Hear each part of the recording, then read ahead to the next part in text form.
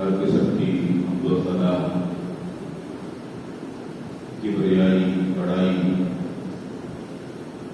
اللہ وحدہ لا شریک خالق کائنات مالک ارض و سما کے لیے درود و سلام امام الانبیاء ہادی رہبر و رہنما احمد مجتبی جناب محمد رسول اللہ صلی اللہ علیہ وآلہ وسلم کی ذات اقدس پر، جن کو اللہ رب العالمین نے اس کائنات کے لیے رحمت للعالمین بنا کر مبعوث فرمایا۔ حضرات گرامی، اللہ تعالیٰ نے دنیا کا یہ نظام اور اپنا دین ایسے ہی ترتیب دیا ہے کہ جس میں انسانوں کی ہر ضرورت کا خیال رکھا گیا ہے۔ جو کچھ بھی اللہ تعالیٰ نے پیدا فرمایا ہے وہ انسان کی ضرورت کو پورا کرنے کے لیے ہے، اور کائنات کی کوئی بھی چیز بیکار نہیں ہے۔ انسان کو اس چیز کے فائدے کا علم ہو یا نہ ہو، مگر اللہ تعالیٰ نے جو کچھ بھی پیدا فرمایا ہے اس چیز کا کوئی نہ کوئی مقصد ہوتا ہے، انسان کی ضرورت ہو سکتی ہے۔ انسان جب تک زندہ ہے اس کی زندگی میں ان کو جن جن چیزوں کی ضرورت پڑ سکتی ہے اللہ تعالیٰ نے وہ سب چیزیں پیدا فرمائی۔ انسانوں کے علاوہ اور بھی اللہ تعالیٰ کی بہت ساری مخلوقات ہیں۔ کچھ مخلوقات وہ ہیں کہ جن کو اللہ تعالیٰ نے چلنے کے لیے 4 پاؤں دیے ہیں، ان کی 4 ٹانگیں ہیں، اور مخلوقات میں کچھ ایسے بھی ہیں جن کے 2 پاؤں ہیں، ان کی 2 ٹانگیں ہیں،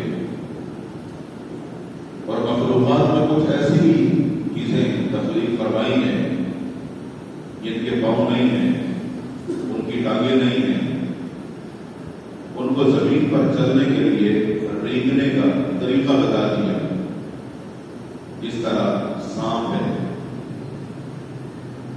اور وہ چیزیں پیدا فرمائی وہ زمین پر نہیں رہ سکتی، ان کی ساری کی ساری جو زندگی ہے وہ پانی کے اندر ہے۔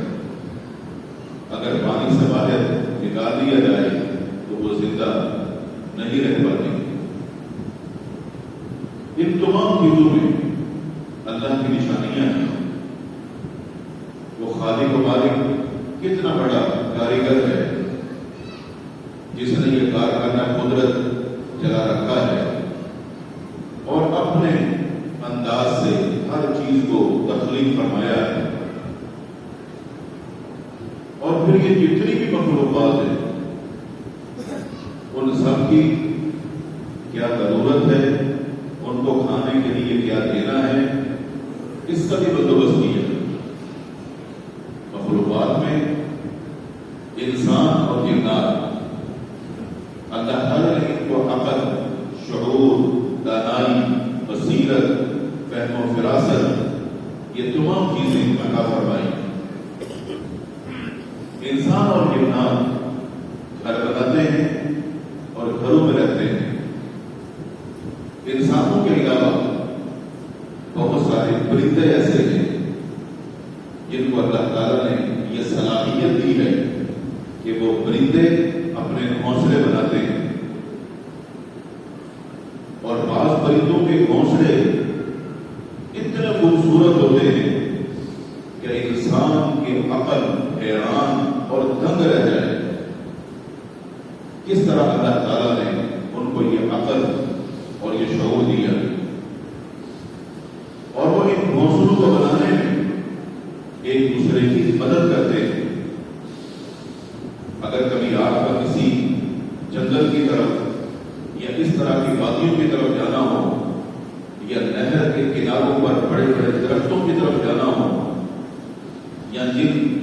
کی طرف آپ کا گزر سفر ہو تو کبھی رک کر ٹھہر کر غور کیجیے گا کس طرح پرندوں کے گھونسلے ہیں اور نئے گھونسلوں کو بنانے میں وہ کس طرح ایک دوسرے کی مدد کرتے ہیں، کیا ان کا طریقہ کار ہے اور کیا ان کی صلاحیتیں ہیں۔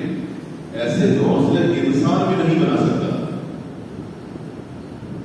اور پھر ان سب کی جو جو ضرورتیں ہیں وہ سب اللہ تعالیٰ پوری کر رہا ہے، صرف انسانوں کی نہیں، صرف جنات کی نہیں، صرف کیڑے مکوڑے اور حشرات الارض کی نہیں، پانی کے اندر بڑی بڑی مخلوقات ہیں، اتنی بڑی بڑی مچھلیاں ہیں کہ جن کے سامنے ایک بہت بڑا بھاری بھرکم جو جہاز ہے وہ بھی کوئی حیثیت نہیں رکھتا۔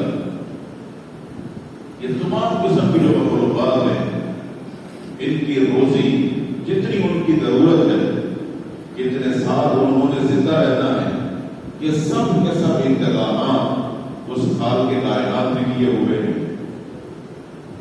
اور اس نے جو نظام مرتب کیا ہے اس نظام کو وہ چلا رہا ہے، اور یہ نظام اللہ چلا رہا ہے جو چل رہا ہے۔ اگر کسی چھوٹے سے علاقے کے حالات کو دیکھنے کے لیے، معاملات کو کنٹرول کرنے کے لیے اور وہاں لوگوں کی ضرورتوں کو پورا کرنے کے لیے اگر ذمہ داری کسی انسان کو سونپ دی جاتی ہے تو موجودہ معاشرے میں اچھی طرح ہم جان سکتے ہیں کہ لوگ کس طرح اپنی ذمہ داریاں نبھا رہے ہیں۔ راستے، سڑکیں، گلیاں، گٹر، پانی، یہ تمام انتظامات کس طرح چل رہے ہیں، یہ سب انسانوں کے ہاتھ میں انتظام ہے۔ جو انتظام اللہ کے ہاتھ میں ہے، سورج اپنے وقت پہ نکلتا ہے، اپنے وقت پہ غروب ہوتا ہے، اور یہ مہینے اسی حساب سے چل رہے ہیں۔ چاند کا بھی ایک مدار ہے، ستاروں کی بھی ذمہ داریاں ہیں، ہر چیز جو اللہ کے کنٹرول میں ہے، جو اس نظام کے اندر ہے، وہ اس کے حساب سے چل رہی ہے۔ جس چیز کا کنٹرول انسان کے پاس ہے اس کی حقیقت ہم سب بخوبی دیکھ بھی رہے ہیں اور جھیل بھی رہے ہیں۔ انسان کی زندگی میں ہمیشہ حالات ایک جیسے نہیں ہوتے، کبھی خوشی ہوتی ہے، کبھی غمی ہوتی ہے، کبھی تنگی ہے، کبھی پریشانی ہے۔ انسان کی زندگی میں کبھی خوشحالی ہے، کبھی بدحالی ہے۔ یہ مختلف ادوار انسان کی زندگی کا حصہ ہے۔ ایک بندہ مومن اللہ تعالیٰ پر مکمل بھروسہ کرنے والا ہونا چاہیے، اللہ تعالیٰ پر صحیح ایمان رکھنے والا ہونا چاہیے۔ ایک بندہ مومن کا اللہ پر بھروسہ اتنا مضبوط ہونا چاہیے کہ اللہ کے پیغمبر صلی اللہ علیہ وسلم نے پرندوں کا ذکر کیا۔ آپ نے ارشاد فرمایا کہ دیکھو یہ جو پرندے جن کو تم اڑتے ہوئے دیکھتے ہو، ان کا بھی دل ہے، ان کا بھی دماغ ہے، ان کا بھی پیٹ ہے، ان کی بھی ضرورت ہے، لیکن ان کی کوئی فیکٹری نہیں ہوتی، ان پرندوں کی کوئی دکان نہیں ہے، ان کا کوئی کارخانہ نہیں ہے، یہ کوئی کاروبار نہیں کرتے، کوئی تجارت نہیں کرتے، لیکن پرندے بھوکے بھی نہیں رہتے، خود بھی کھاتے ہیں، اپنے بچوں کو بھی کھلاتے ہیں۔ انداز کیا ہے؟ لو انکم تتوکلون علی ربکم حق توکلہ لرزقکم کما یرزق الطیر تغدو خماصا وتروح بطانا۔ لوگوں، اگر تمہارا بھی توکل اور بھروسہ اپنے رب پر ویسا ہی ہو جائے جیسا پرندوں کا ہے کہ صبح کو پرندے اپنے گھونسلے سے نکلتے ہیں روزی کی تلاش میں اللہ پر توکل کر کے، کہ پیدا کرنے والے نے تمہیں پیدا کیا ہے، صبح جب ہم اٹھے ہیں تو تیری حمد و ثنا کی ہے کہ درختوں پر، پیڑوں پر ان کی جو چہچہاہٹ ہوتی ہے، شور ہوتا ہے، وہ حقیقت میں وہ اللہ کی حمد و ثنا بیان کر رہے ہوتے ہیں۔ اور پھر وہ اپنے موسموں سے نکلتے ہیں رزق کی تلاش میں اللہ پر بھروسہ کر کے. فرمایا جب شام کو وہ واپس پلٹتے ہیں نہ یہ کہ وہ اپنے پیٹ بھر کے بلکہ وہ اپنے بچوں کے لیے بھی کچھ لے کر آتے ہیں تاکہ ان کو بھی کھلائیں. نتیجہ کس چیز کا ہے؟ اللہ پر بھروسے کا. ایک پرندہ اللہ کو جانتا ہے اور اللہ پر بھروسہ کرتا ہے, اللہ اس کو دے رہا ہے. اگر آپ کو اس بات پر تعجب ہو کہ پرندے کو کیا پتا, اگر آپ کے ذہن میں یہ سوال پیدا ہو تو اس کا مطلب یہ ہے کہ آپ نے قرآن مجید کو ترجمے کے ساتھ نہیں پڑھا ہے. قرآن مجید کے اندر ایک سورت ہے, اس سورت کا نام سورت النمل, چونٹی. اس میں چونٹی کا ذکر بھی ہے کہ بارش کی ضرورت پڑی تو وہ چونٹی اللہ سے بارش مانگ رہی ہے. ایک خود پرندے کو پتا ہے کہ عبادت کے لائق اللہ ہے, اللہ کے علاوہ کوئی بھی نہیں. اللہ کی مخلوقات میں اگر کوئی چاند یا سورج کو یا کسی بھی چیز کو سجدہ کرتا ہے تو یہ اللہ کا حق مان رہا ہے, یہ حق اللہ کا ہے اور اللہ کا حق کی عبادت کسی اور کے لیے ہو ہی نہیں سکتا. اتنا شعور پرندے کو بھی ہے. انسان اشرف المخلوقات, اس چیز کا ادراک اگر انسان نہیں رکھتا تو اس سے بڑا جاہل اور بے وقوف کون ہو سکتا ہے جس نے اپنے خالق و مالک کو نہیں پہچانا. تو انسان کو اللہ پر زیادہ توکل اور بھروسہ کرنا چاہیے. حالات یقیناً ہمیشہ ایک جیسے نہیں ہوتے. ہمارے لیے سیرت طیبہ اللہ کے رسول صلی اللہ علیہ وسلم کی زندگی مبارکہ ہے. اگر میرے پیغمبر صلی اللہ علیہ وسلم کے گھر میں کئی دن تک چولہا نہیں جلتا تھا, اگر پکانے کے لیے کچھ نہیں ہوتا تھا تو یہ بھی ان کی زندگی کا ایک حصہ تھا کہ اس مشکل ترین دور میں انہوں نے کس طرح زندگی گزاری, ان کے گھر والوں نے کس طرح گزاری. کیا انہوں نے اللہ کا شکوہ کیا؟ نہیں, اللہ کا شکوہ نہیں کیا, اللہ کا شکر ہی ادا کیا کہ یہ زندگی تو نے عطا فرمائی, یہ سانس چل رہے ہیں. اور وہ مشکل ترین لمحات پھر گزرے, وہ ایک امتحان تھا, آزمائش تھی. اس کے بعد اللہ تعالیٰ نے پھر ان آزمائشوں سے لوگوں کو نکالا. صحابہ کرام رضوان اللہ علیہ مجمعین کی زندگیاں مشکلات کے اندر گزری, تکلیفوں میں گزری, انہوں نے بڑا صبر کیا. اور یہ رمضان مبارک کا جو مہینہ آتا ہے یہ اسی چیز کو ہمیں یاد دلانے کے لیے آتا ہے کہ اگر تنگی آئے اور پریشانی آئے تو میں صرف دن میں ایک وقت اگر کھانا ملے تو تم نے ویسے ہی پورا دن گزارنا ہے جیسے رمضان کے مہینے میں روزہ رکھ کر گزارتے تھے. اللہ کے وعدے کو یاد رکھو, ان مع العسر یسرا. تنگی ہے کوئی بات نہیں, یہ تنگی کے دن بہت جلد گزر کر اللہ تمہیں آسانی کی طرف لے جائے گا. اس کے لیے شرط یہ ہے کہ تم نے اللہ سے تعلق نہیں توڑنا, اس سے نا امید نہیں ہونا.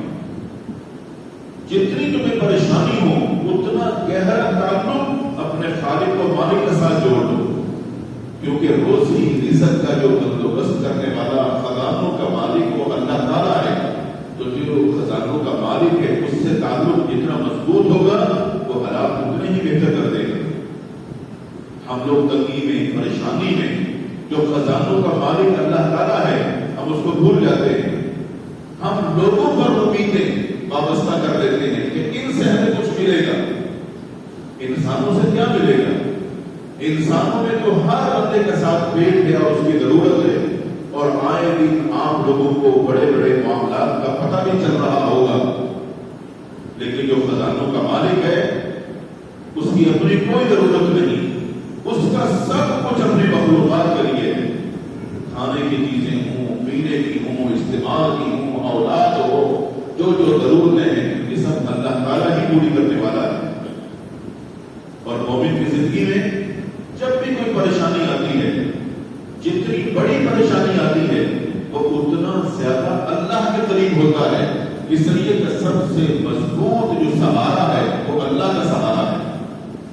ایک مومن کے مقابلے میں ایک وہ بندہ جس کا ایمان بڑا کمزور ہوتا ہے, اور اس کی عملی زندگی کے اندر بڑی کوتاہیاں اور کمزوریاں ہوتی ہیں، وہ حالات سے تنگ ہو کر، پریشان ہو کر شیطان کے بہکاوے میں آتا ہے، اور شیطان اس کو نا امیدی کی طرف لے کے جاتا ہے، اور اس کو یقین دلاتا ہے کہ اب تیرا زندہ رہنا مشکل ہے۔ تو جو کمزور ایمان اور عمل والا بنتا ہے، وہ شیطان کے بہکاوے میں آ کر کوئی ایسا قدم اٹھا لیتا ہے کہ جس سے وہ اپنی زندگی کا خاتمہ کرنے کے لیے تیار ہو جاتا ہے، خودکشی کے لیے تیار ہو جاتا ہے۔ اور یہ خودکشی کی جو حرکت ہے، یہ شیطان انسان کو بہکا کر اس کی طرف لے کے جاتا ہے، اس کو یقین دلاتا ہے کہ اب تو زندہ نہیں رہ سکتا، اب تیرے لیے زندگی گزارنا مشکل ہے، تیرے لیے ایک ہی حل ہے اور وہ موت ہے، کیونکہ جب تم مر جائے گا تو ساری پریشانیاں ختم ہو جائیں گی۔ تو انسان شیطان کے بہکاوے میں آ کر یہ قدم اٹھانے کے لیے تیار ہو جاتا ہے۔ اور یہ بات یاد رکھیں، حالات سے تنگ ہو کر، پریشان ہو کر خودکشی کا سوچنا کہ میں اپنے آپ کو ختم کر دوں، یہ دنیا کے بزدل آدمی کا کام ہوتا ہے، جو بالکل ڈرپوک آدمی ہو اور بزدل ہو۔ جو بہادر لوگ ہوتے ہیں وہ کبھی نہیں سوچتے، وہ حالات کا مقابلہ کرتے ہیں، اللہ سے دعائیں کرتے ہیں اور اللہ پر بھروسہ کرتے ہیں، ہمت نہیں ہارتے، محنت کرتے ہیں، کوشش کرتے ہیں، اور محنت کر کے وہ اللہ سے امید رکھتے ہیں کہ اللہ محنت ہم کر رہے ہیں، روزی تو نہیں دے رہی ہے، اور پھر اللہ تعالیٰ ان کی مدد کرتا ہے۔ اور اگر انسان ہمت ہار جائے اور شیطان کے بہکاوے میں آ جائے اور بزدلی پر اتر آئے، حالات کا مقابلہ نہ کر سکے، اور وہ یہ سمجھے کہ میں اپنے آپ کو مار لوں گا تو سب کچھ ٹھیک ہو جائے گا، ایسا سوچنے والے کو پہلے یہ سوچنا چاہیے کہ میرے دنیا سے جانے کے بعد کیا میرے بیوی، بچے، ماں، باپ، بہن، بھائی، کیا وہ سکھی رہیں گے؟ اگر میں ان کا سہارا ہوں، اگر میں ہی اپنی زندگی ختم کر ہوں تو ان کے ساتھ کیا ہوگا؟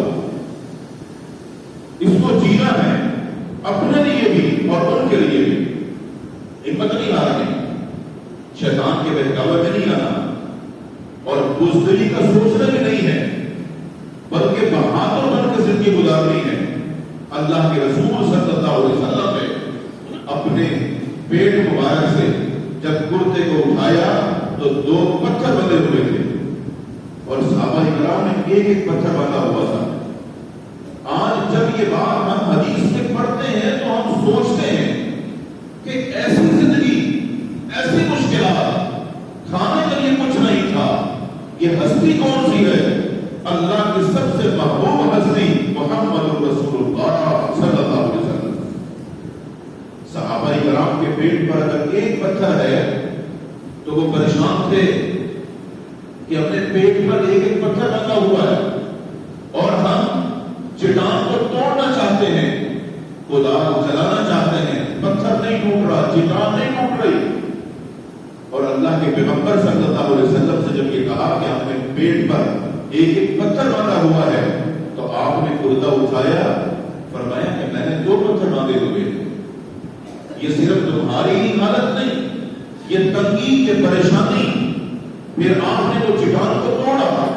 اس پریشانی کے بعد اللہ تعالیٰ نے مسلمانوں کو وہ ترقیاں عطا فرمائی، وہ فتوحات نصیب فرمائی کہ مسلمانوں کی ساری تنگیاں، پریشانیاں اللہ نے دور کر دی۔ تنگی اور پریشانی میں آپ کا تعلق، آپ کا رابطہ اس سے ہونا چاہیے جو ان تنگیوں کو، پریشانیوں کو ختم کر سکتا ہے، اور وہ ہے کون؟ صرف اللہ تعالیٰ، صرف اللہ تعالیٰ، اور کوئی بھی نہیں ہے۔ لوگوں کی باتوں میں آنے کی ضرورت نہیں ہے کہ فلاں ایسا کر دے گا، فلاں ایسا کر دے گا۔ 70-75 سال سے اگر کسی نے قوم کے لیے کچھ نہیں کیا تو اب بھی کسی کو کسی سے امید نہیں ہونی چاہیے۔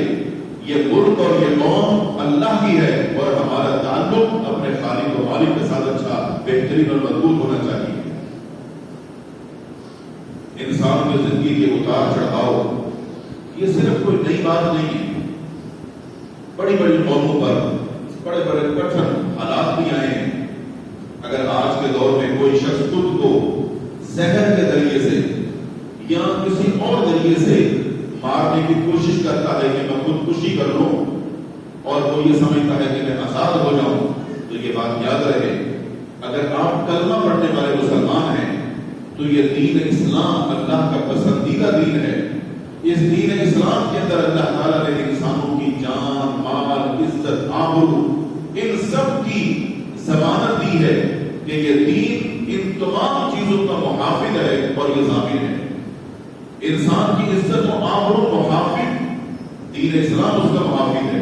ان کی حفاظت ہو سکتی ہے صرف اسلام کے دائرے میں رہ کر. اور اسلام میں خودکشی جیسے جرم کو کبیرہ گناہ کہا گیا ہے، اور یہ کبیرہ گناہ بڑے بڑے گناہوں کو کہا جاتا ہے. اور اللہ کے رسول صلی اللہ علیہ وسلم نے جو گناہوں کا ذکر کیا ان میں جو کبیرہ گناہوں کی فہرست ہے اس کے اندر خودکشی کا ذکر ہے. جو اسلامی تعلیمات ہیں اس کے مطابق زندگی گزارنے والا بندہ مومن ایسا سوچ بھی نہیں سکتا کہ میں اپنے آپ کو نقصان پہنچاؤں یا میں خودکشی کروں. یہ حقیقت ہے کہ موت اور اس کا فیصلہ یہ اٹل ہے. ہر انسان نے مرنا ہے. مرنا کیسے ہے، مرنا کب ہے، یہ صرف اور صرف اللہ کو پتا ہے اور یہ اللہ کا راز ہے. اللہ نے یہ علم کسی کو بھی نہیں دیا، مگر کوئی انسان جذباتی ہو کر یہ اپنے آپ کو مارنے کا فیصلہ کرے، یہ حرام موت کی طرف جا رہا ہے.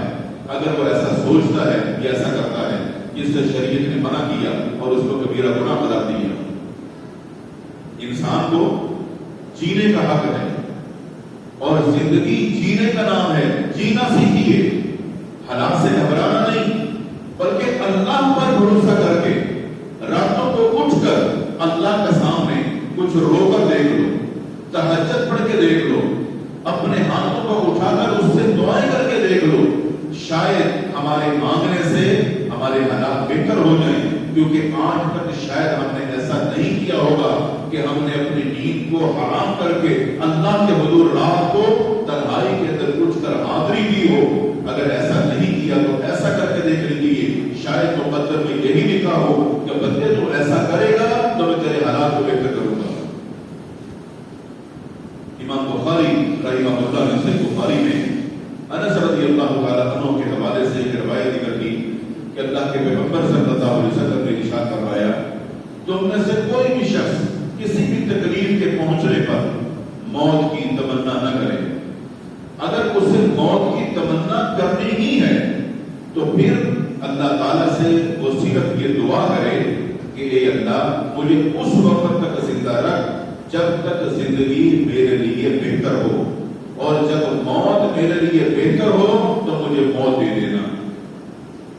اگر انسان حالات سے زیادہ ہی تنگ ہو تو پھر یہ دعا کر سکتا ہے، سیدھا ڈائریکٹ موت کی تمنا نہیں کر سکتا. اگر کسی نے اپنی جان خود لینے کی کوشش کی، وہ ذریعہ کوئی بھی ہو، تو قرآن مجید میں اللہ رب العالمین نے فرمایا کہ وَلَا تَقْتُلُوا أَنفُسَكُمْ، اپنے آپ کو قتل نہ کرو. یہ اپنی جان پر ظلم کرنے کے مترادف ہے. إِنَّ اللَّهَ كَانَ بِكُمْ رَحِيمًا، جبکہ اللہ تو بڑا مہربان ہے، اللہ تعالیٰ ظلم نہیں کرتا. اگر کبھی کسی قوم پر حالات تنگ ہو گئے ہیں، پریشانی آ گئی ہے، تو شاید لوگوں کی بہت ساری کمزوریاں، کوتاہیاں ہو سکتی ہیں کہ ان کا اللہ سے تعلق اتنا کمزور ہو چکا ہے کہ اللہ تعالیٰ لوگوں کو جھنجھوڑنا چاہتا ہے کہ خالق کو پہچان لو، اس سے تعلق جوڑ لو، وہ تمہارے سب حالات کو بہتر کر دے گا. اس لیے کہ تم تو انسان ہو، کیڑے مکوڑے حشرات الارض ان کو بھی روزی تو وہی دے رہا ہے. اللہ کے رسول صلی اللہ علیہ وسلم کی حدیث امام بخاری اور امام مسلم نے ابو ہریرہ رضی اللہ تعالیٰ عنہ کے حوالے سے ذکر کی. آپ نے فرمایا کہ جس شخص نے پہاڑ سے اپنے آپ کو گرا کر خودکشی کی، پہاڑ سے گرا کر، لیکن آج کے دور میں کوئی بھی اونچی جگہ، کوئی کھمبا ہے لوگ اس پہ چڑھ جاتے ہیں، کسی بلڈنگ پہ چڑھ جاتے ہیں، وہاں سے چھلانگ لگاتے ہیں. مقصود یہ ہے کہ اونچی جگہ سے اپنے آپ کو گرانا تاکہ میں مر جاؤں. آپ نے فرمایا اگر کسی نے اس طرح خودکشی کی تو وہ جہنم کی آگ میں ہوگا، یعنی اس کا جو ٹھکانہ ہے وہ جہنم ہوگا اور اس میں وہ ہمیشہ رہے گا. اور آگے فرمایا کہ جس نے زہر پی کر خودکشی کر لی تو وہ زہر اس کے ہاتھ میں ہوگا اور وہ جہنم کی آگ میں رہے گا اور وہ بار بار اسے ہی پیتا رہے گا. جیسے دنیا میں زہر پی کر خودکشی کی تو جہنم کی آگ کے اندر بھی ایسا ہی اس کو عذاب دے کر اس پر مسلط کیا جائے گا. اور فرمایا کہ جس نے لوہے کے کسی ہتھیار سے خودکشی کی تو اس کا ہتھیار اس کے ہاتھ میں ہوگا اور جہنم کی آگ میں ہمیشہ کے لیے وہ اسے اپنے پیٹ پہ مارتا رہے گا. جیسے دنیا میں اپنے آپ کو مار کر اس نے ختم کیا تو جہنم کی آگ کے اندر بھی کسی عذاب کے اندر وہ مبتلا رہے گا.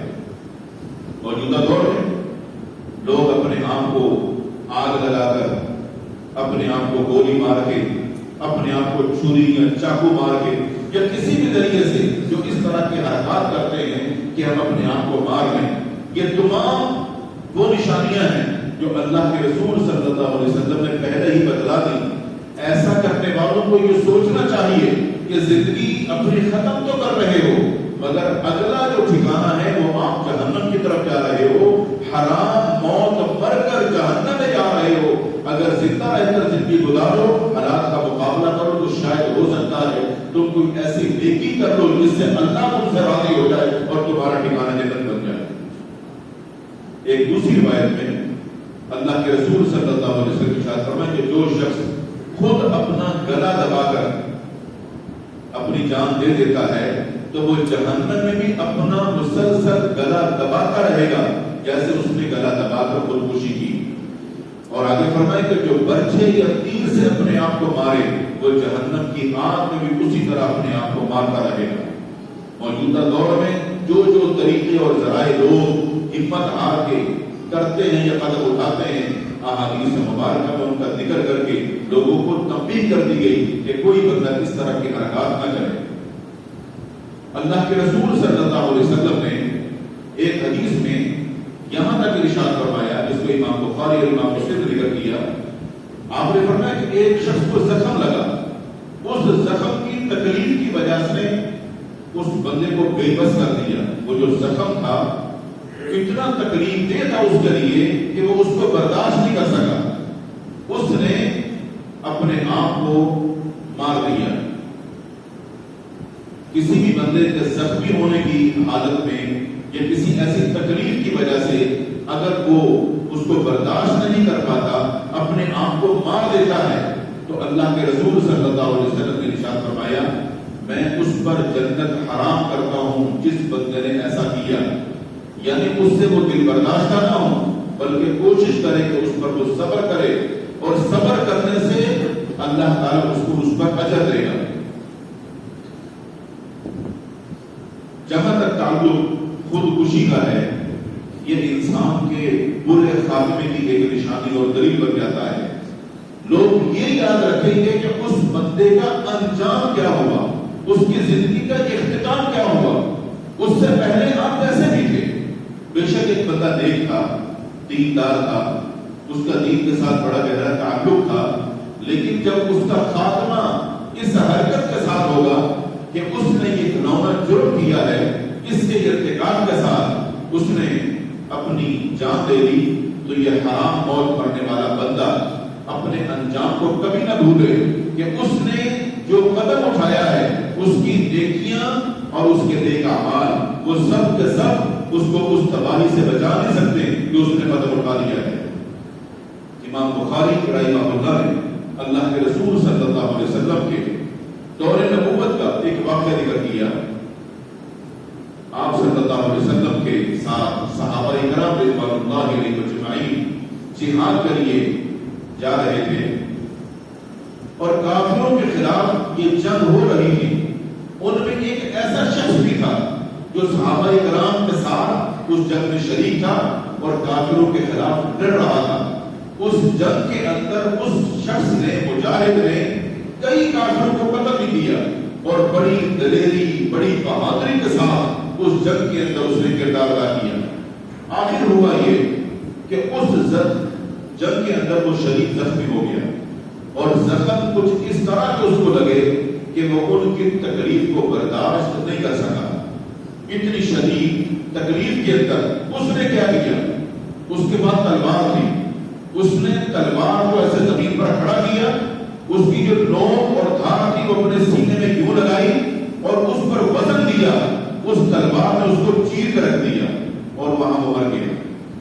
اللہ کے رسول صلی اللہ علیہ وسلم کو صحابہ اکرام نے اطلاع دی کہ فلاں جو شخص ہے جو بڑی دلیری کے ساتھ اور بہادری کے ساتھ لڑ رہا تھا اور کافروں کو قتل کر رہا تھا اور زخمی ہو گیا اور ان زخموں کی تکلیف کو برداشت نہیں کر سکا اور اس نے اپنے آپ کو اس طرح مار دیا. اللہ کے رسول صلی اللہ علیہ وسلم نے فرمایا اما انہ من اہل النار، یہ بندہ تو جہنمی ہو گیا. اس نے یہ جو حرکت کی ہے، اس سے پہلے اس نے جہاد کیا، کافروں کو قتل کیا. جہاد بہت بڑا ایک نیکی کا عمل ہے جس کے ذریعے سے اللہ تعالیٰ بندے کو جنت عطا فرماتا ہے. یہ جو کوشش کر رہا تھا کافروں سے لڑ کر جنت میں جانے کی، مگر یہاں پر جو واقعہ پیش آیا، زخمی ہو گیا، برداشت نہیں کر سکا، ہمت ہار گیا، صبر نہیں کر سکا، اپنے آپ کو مار دیا، فرمایا یہ تو جہنم میں جائے گا. یہ حدیث ہمارے لیے، قوم کے لیے، ملک کے لیے نصیحت ہے.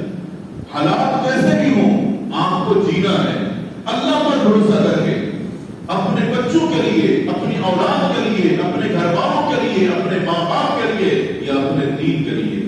آپ کو جینا ہے اور آپ کو کردار ادا کرنا ہے. آپ نے اپنی آخرت کو برباد نہیں کرنا. حالات لوگوں پر کبھی اچھے کبھی برے یہ آ سکتے ہیں، مگر اس کا حل یہ نہیں کہ لوگ خودکشی کا سوچیں اور اپنی جان دینا شروع کر دیں. خودکشی کے مختلف اسباب نظر آتے ہیں، ان میں لوگوں کے تبصرے بھی الگ الگ ہیں، لیکن ہم یہ سمجھتے ہیں کہ خودکشی کا ارتکاب کرنے والا بندہ اصل میں وہ دین سے دور ہوتا ہے. اس بندے میں دینی حمیت اور غیرت کم ہوتی ہے.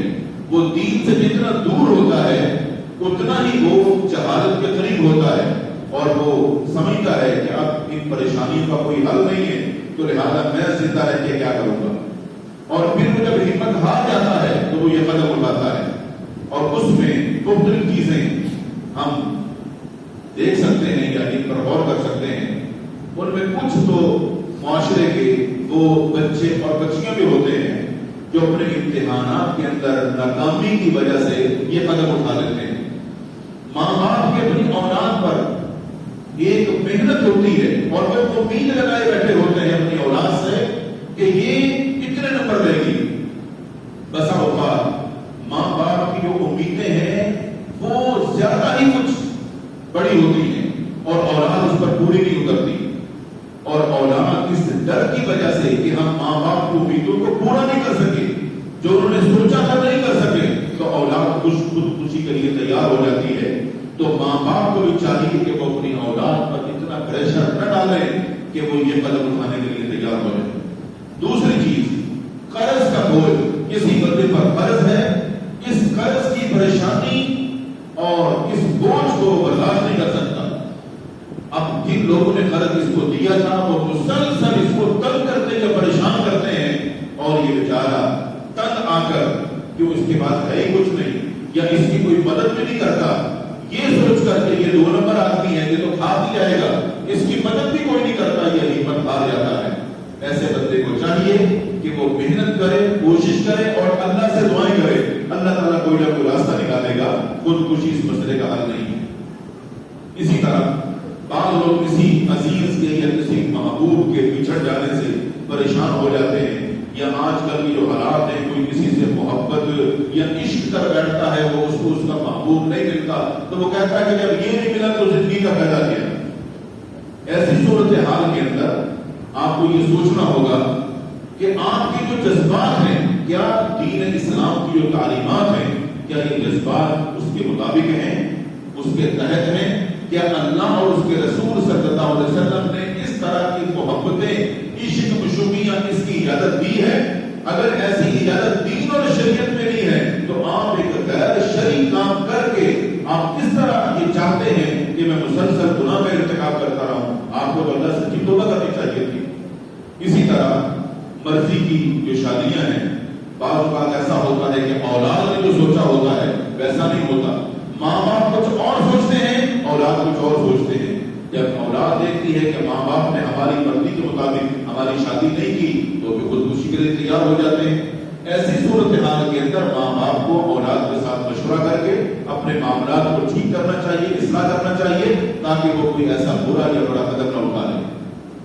اسی طرح جہاں تک تعلق بے روزگاری کا ہے، اور اس بے روزگاری کے اندر لوگ یہ سمجھتے ہیں کہ اس سے نکلنے کا ایک ہی حل ہے اور وہ خودکشی ہے۔ جو لوگ یہ سوچتے ہیں وہ قرآن مجید فرقان حمید کا تھوڑا سا مطالعہ کر رہے ہیں۔ اللہ رب العالمین نے قرآن مجید میں فرمایا کہ وَلَنَبْلُوَنَّكُمْ بِشَيْءٍ مِّنَ الْخَوْفِ وَالْجُوعِ وَنَقْصٍ مِّنَ الْأَمْوَالِ وَالْأَنفُسِ وَالثَّمَرَاتِ وَبَشِّرِ الصَّابِرِينَ۔ ہم تمہیں آزمائیں گے، تمہاری ہم آزمائش کریں گے، تمہارا ہم امتحان دیں گے۔